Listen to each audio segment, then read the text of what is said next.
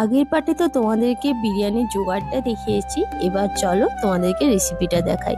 এদিকে আমি পেঁয়াজটা হালকা করে ভাজতে বসিয়ে দিলাম বেরেস্তার জন্য, আর আরেকদিকে নুন হলুদ দিয়ে ডিমটা আলুটা মাখিয়ে দিলাম।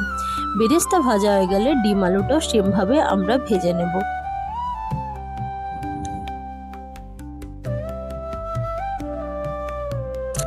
তারপরে কুকারে তেল, একটু ঘি আর সেই গোটা গরম মশলা হালকা ভেজে এখানে একে একে পেঁয়াজ কুচি, পেস্টটা আর টমেটো কুচি দিয়ে হালকা ভেজে নেব।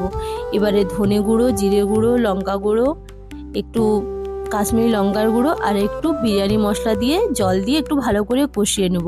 তারপরে দিয়ে দেবো অল্প পরিমাণে ফ্যাটানো টক দই, যাতে ফ্লেভারটা আরও ভালো করে এনহ্যান্স হয়। তারপর ধুয়ে রাখা চাল দিয়ে দেবো। এখানে আমি দিয়েছিলাম 1.5 কাপ মতো চাল, তো আমি জল দিব 2 কাপের কাছাকাছি, বাট পুরো 2 কাপ নয়। ভালো করে 1 মিনিট নেড়ে চেড়ে ওর মধ্যে দিয়ে দেবো গোলাপ জল, কেওড়া জল, ধনে পাতা আর বেরেস্তা। আর হ্যাঁ, ডিম আলুটা দিতে কিন্তু ভুলো না। ওগুলো দিয়ে হাই ফ্লেমে 2টো সিটি মারলে আমাদের বিরিয়ানি একদম রেডি। কি সহজ না রেসিপিটা? আর এদিকে আমি বানিয়ে নিচ্ছি একটু বিরিয়ানির সঙ্গে খাওয়ার জন্য রায়তা।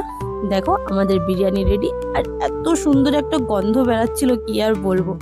ঝটপট তোমরাও রেসিপিটা ট্রাই করে আমাকে কমেন্ট করতে ভুলো না। বাই।